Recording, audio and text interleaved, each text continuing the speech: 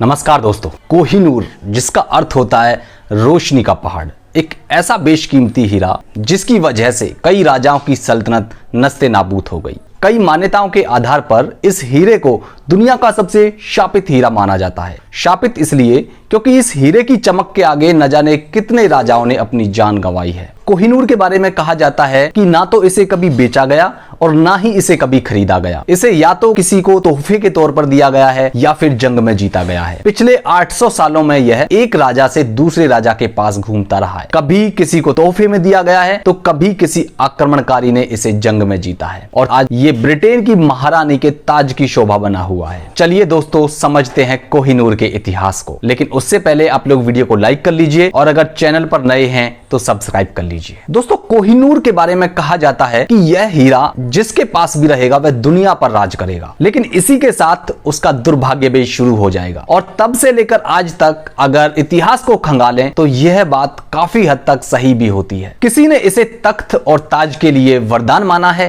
तो किसी ने अभिशाप। लेकिन दोस्तों कोहिनूर से जुड़ा हर वाकया इतना अजीबोगरीब है कि लोग इसे वरदान और अभिशाप दोनों मानने लगे। कोहिनूर हीरे ने न जाने कितने राज परिवारों को तबाह कर दिया और कोहिनूर रखने वाले न जाने कितने ही सुल्तानों को मौत के घाट उतार दिया गया। कोहिनूर हीरा जो कि दुनिया का सबसे बेशकीमती हीरा है, इसका इतिहास भी दोस्तों उतना ही बेहद इंटरेस्टिंग है। दोस्तों ये हीरा कहां से आया, कब आया, इसके बारे में कोई ठोस सबूत नहीं मिलते हैं, लेकिन कुछ हिंदू कथाओं के अकॉर्डिंग इसे 5000 साल पुराना बताया जाता है और भगवान श्री कृष्ण से जोड़कर देखा जाता है। एक हिंदू कथा के अकॉर्डिंग भगवान श्री कृष्ण को यह हीरा जामवंत से मिला था और बाद में जामवंत की पुत्री ने भगवान श्री कृष्ण से विवाह भी किया था। एक दूसरी हिंदू कथा के अनुसार यह हीरा 3200 बीसी में एक नदी की तली में मिला था। लेकिन दोस्तों हिस्टोरियंस के अकॉर्डिंग यह हीरा आज के तेलंगाना में गोलकुंडा की खान से खोजा गया था। लेकिन कब खोजा गया था इसके बारे में कोई एग्जैक्ट प्रूफ तो नहीं है, लेकिन एस्टिमेट्स लगाया जाता है कि यह साल 1300 के आसपास डिस्कवर किया गया होगा। ऐसा माना जाता है कि कोहिनूर का सबसे पहला जिक्र 1306 में एक हिंदू किताब में मिलता है, लेकिन प्रॉब्लम यह है कि इस किताब का नाम किसी को भी नहीं पता। इस किताब में लिखा गया है कि सबसे पहले यह हीरा मालवा के शासक रामदेव के पास देखा गया था, जबकि इसका रिटन रिकॉर्ड बाबर की ऑटोबायोग्राफी बाबरनामा में मिलता है और बाबर ने लिखा है कि इस हीरे की कीमत पूरी दुनिया के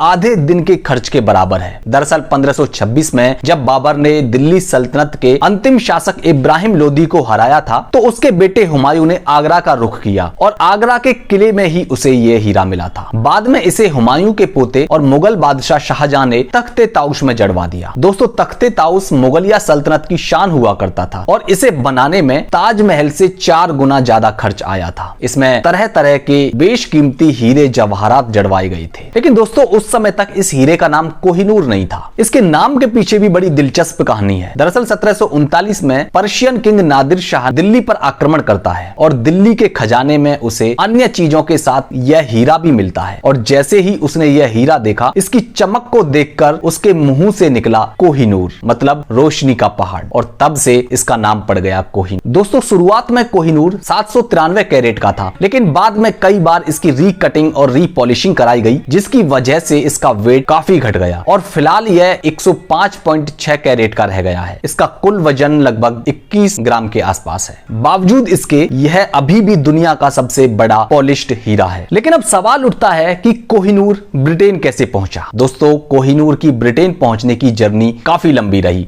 लेकिन उससे पहले यह कई राजाओं के पास पहुंचा। जब साल 1739 में नादिर शाह ने दिल्ली पर आक्रमण कर मुगल बादशाह मोहम्मद शाह रंगीला को हरा दिया तो उसे यह हीरा मिला और बहुत सारी धन दौलत के साथ इस हीरे को भी वह अपने साथ ले गया और अगले 70 सालों तक कोहिनूर आज के अफगानिस्तान का हिस्सा रहता है। नादिर शाह के दरबारी लेखक मोहम्मद कासिम मारबी का कोहिनूर के बारे में कहना है कि अगर एक ताकतवर आदमी 4 पत्थरों को चारों दिशाओं में और एक पत्थर को ऊपर की ओर फेंके और जिस दायरे में ये पत्थर गिरे उस पूरे दायरे को सोने से भर दिया जाए तो भी उसकी कीमत कोहिनूर के बराबर नहीं हो सकती। साल 1747 में नादिर शाह की हत्या कर दी जाती है और कोहिनूर उसके पोते शाहरुख मिर्जा के पास आता है। लेकिन इसी समय अहमद शाह दुर्रानी, जिसे अहमद शाह अब्दाली के नाम से भी जानते हैं, नए अफगान एम्पायर का फाउंडर बनता है। क्योंकि इस काम में शाहरुख मिर्जा की मदद अब्दाली ने की थी तो शाहरुख मिर्जा ने खुश होकर यह हीरा तोहफे के तौर पर अहमद शाह अब्दाली को सौंप दिया और इसी के साथ अब कोहिनूर का नया मालिक बनता है अहमद शाह अब्दाली। लेकिन दोस्तों, इसे चाहे इस कोहिनूर का कर्ज कहो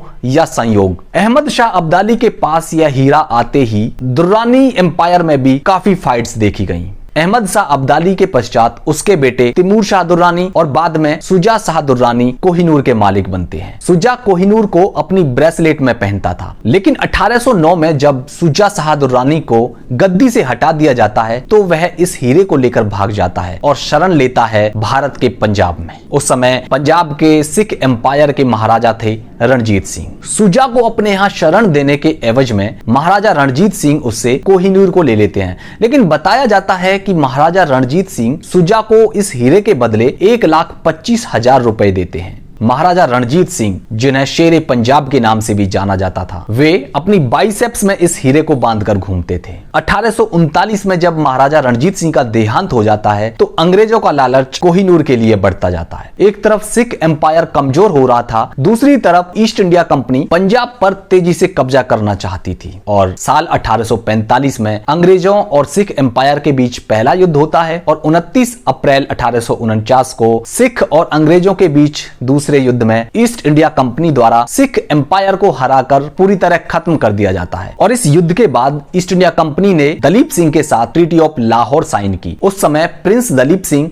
10 साल के हुआ करते थे और इस ट्रीटी ऑफ लाहौर में एक प्रोविजन यह भी था कि कोहिनूर को ईस्ट इंडिया कंपनी को हैंडओवर कर दिया जाए। अब चूंकि पंजाब पर पूरी तरह से कब्जा ईस्ट इंडिया कंपनी का हो गया था तो रानी जिंदन कौर को जेल में डाल दिया गया और 1854 में प्रिंस दलीप को लंदन भेज दिया गया और क्रिश्चियनिटी में कन्वर्ट कर दिया गया। इस तरह से पंजाब के महाराजा की अन्य संपत्तियों के साथ कोहिनूर को भी महारानी विक्टोरिया को सौंप दिया गया। साल 1850 में बकिंगम पैलेस में पहली बार कोहिनूर को महारानी विक्टोरिया के सामने पेश किया गया, जहां पर डच कंपनी कोस्टर के द्वारा 38 दिनों तक कोहिनूर की रीकटिंग और रीपॉलिशिंग की गई। इस प्रोसेस में कोहिनूर का वेट 40% कम हो गया और इसी वजह से अभी फिलहाल कोहिनूर 105.6 कैरेट का रह गया है। बाद में इसे महारानी के ताज में जड़वा दिया गया और तब से लेकर आज तक यह ब्रिटेन की महारानी के ताज की शोभा बढ़ा रहा है। दोस्तों, पिछले 800 सालों में कोहिनूर सबसे ज्यादा समय तक अगर कहीं टिक पाया है तो लगभग 175 साल तक ब्रिटिश एम्पायर के पास यह कोहिनूर रहा है और अभी भी यह ब्रिटेन के पास ही है। इंडिया के लोग कोहिनूर को लेकर बहुत ज्यादा इमोशनल हैं और बार बार ब्रिटेन से डिमांड की जाती है कि कोहिनूर चूंकि हमारा है तो इसे हमें वापस कर दिया जाए, लेकिन ब्रिटेन इस पर कोई एक्शन नहीं लेता है। देखना होगा कि कोहिनूर कब तक इंडिया वापस आता है। लेकिन यह जानकारी आपको कैसी लगी नीचे कमेंट सेक्शन में बताइएगा। वीडियो अच्छी लगी तो लाइक कर दीजिए और चैनल पर अगर पहली बार आए हैं और सब्सक्राइब नहीं किया है तो सब्सक्राइब कर लीजिए। मिलते हैं नेक्स्ट वीडियो में इसी तरह की इंटरेस्टिंग और इंफॉर्मेटिव वीडियो के साथ। Thank you. जय हिंद।